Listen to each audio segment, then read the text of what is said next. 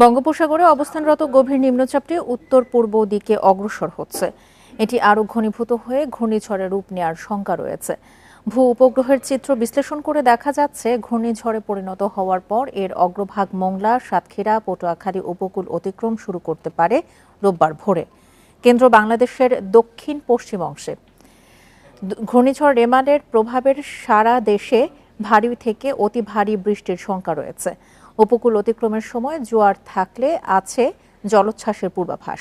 নিম্নচাপের কেন্দ্রে সাগর উত্তাল রয়েছে। দেশের সব সমুদ্র বন্দরে জারি রয়েছে ১ নম্বর সতর্ক সংকেত। এরই মধ্যে সাগরে থাকা মাছ ধরার নৌকা ও ট্রলারকে পরবর্তী নির্দেশ না দেওয়া পর্যন্ত উপকূলের কাছাকাছি থাকতে বলা হয়েছে।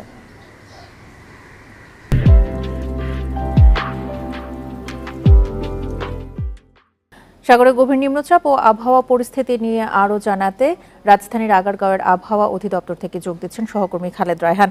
রায়হান, বঙ্গোপসাগরে তো অবস্থানরত গভীর নিম্নচাপটি উত্তর পূর্ব দিকে অগ্রসর হচ্ছে, এই নিয়ে সবশেষ কি তথ্য আছে? আবহাওয়া অধিদপ্তর থেকে কি জানা গেছে?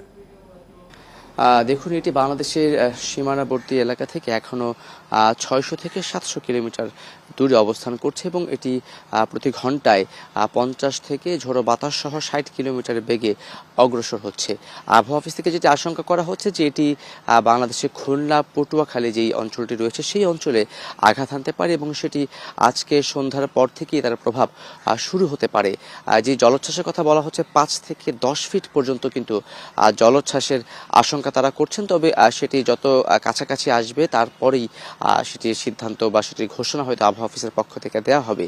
আরেকটি বিষয় হচ্ছে, বর্ষা মৌসুমের ঠিক শুরুর সময়টিতে আমরা রয়েছে। এই সময়টিতে বাতাসে জলীয় বাষ্পের পরিমাণ, আর্দ্রতার পরিমাণ বেশি থাকায় অতিরিক্ত বৃষ্টি হওয়ার একটি প্রবণতা কথা কিন্তু আবহাওয়া অফিস বলছে। তারা যেটি বলছে যে এই অতিরিক্ত আর্দ্রতার কারণে যদি ঘূর্ণিঝড়টি আঘাত আনে তখন তার আগের এবং তার পরের কয়েকদিন অতি ভারী বৃষ্টিপাতের সম্ভাবনা রয়েছে এবং সেটি যদি হয় তাহলে উপকূলবর্তী এলাকায় কিন্তু অনেক এলাকায় হয়তো পানি উঠে যেতে পারে, সেটিও কিন্তু তারা আশঙ্কা করছেন। ইতিমধ্যেই আবহাওয়া অফিসের পক্ষ থেকে আমরা দেখেছি জরুরি সতর্কতা দেওয়ার জন্য অতিরিক্ত একটি সেল গঠন করা হয়েছে। তার পাশাপাশি পানি উন্নয়ন বোর্ড থেকেও সেটি একটি ঘোষণা দেওয়া হয়েছে, তারাও সেটি মনিটরিং করে যাচ্ছে। আরেকটি ব্যাপার হচ্ছে যে এটি ঘূর্ণিঝড় হলেও সুপার সাইক্লোন যেটিকে আমরা বলে থাকি, সেটি হওয়ার সম্ভাবনা এখন পর্যন্ত কম আবহাওয়া অফিস বলছে। তবে যেহেতু এখন এটি ৬০০ থেকে ৬৫০ কিলোমিটার বা কোনো অঞ্চল থেকে ৭০০ কিলোমিটার দূরে অবস্থান করছে, তাই এখনই আসলে এটিকে নিয়ে পুরোপুরি নিশ্চিত করে কিছু বলা যাবে না। ইতিমধ্যেই সমুদ্র বন্দরগুলোকে ১ নম্বর স্থানীয় সতর্কতার সংকেত দেখে যেতে বলা হয়েছে এবং মাছ ধরার যে ট্রলারগুলো, যেমনটি আপনি বলছিলেন যে একেবারে সীমান্তবর্তী এলাকায় তারা কিন্তু উপকূলবর্তী এলাকায় থাকতে বলা হচ্ছে, গভীর সাগরে তারা যেন বিচরণ না করেন সেই ঘোষণাই কিন্তু দেওয়া হচ্ছে। এখন পর্যন্ত গত মধ্যরাতের পরে নতুন করে আজকে সকালে আবহাওয়া অফিসের যে নতুন যে বুলেটিন সেটি এখনো তারা দেননি। কিছুক্ষণের মধ্যে তার নতুন ঘোষণা সেটি দেবেন। সেখানে হয়তো রেমালের যে প্রভাব বা রেমালের যে আনুষ্ঠানিক ঘোষণা সেটি হয়তো তারা দিতে পারেন এবং কতটা যেহেতু মধ্যরাতে তারা ঘোষণা দিয়েছেন যে ৬০০ থেকে ৬৫০ কিলোমিটার দূরে অবস্থান করছে, সেটি হয়তো কিছুক্ষণের মধ্যে তারা ঘোষণা দিবেন যে আরও কতখানি তারা আসলে পথ অতিক্রম করেছে। এবং গতকালকে আবহাওয়া অফিস যেটি জানিয়েছিল, এবং শুধুমাত্র বাংলাদেশের আবহাওয়া অফিস না, ভারতের আবহাওয়া অফিসও তারা কিন্তু এই বিষয়টি নিয়ে কাজ করছে। কারণ খুলনা, পটুয়াখালী যে অঞ্চলটি রয়েছে তার পাশেই কিন্তু ভারতের বেশ কয়েকটি অঙ্গরাজ্য রয়েছে। সব মিলে তারাও কিন্তু ব্যাপারটি কে সামনে রেখে কাজ করে যাচ্ছে। তারা যেটি বলছেন যে আজকে সন্ধ্যার পর থেকেই মূলত এর প্রভাব পড়তে শুরু করবে। ইতিমধ্যে উপকূলবর্তী যে এলাকাগুলো রয়েছে সেখানে কিন্তু গুড়ি গুড়ি বৃষ্টি আসলে শুরু হয়েছে এবং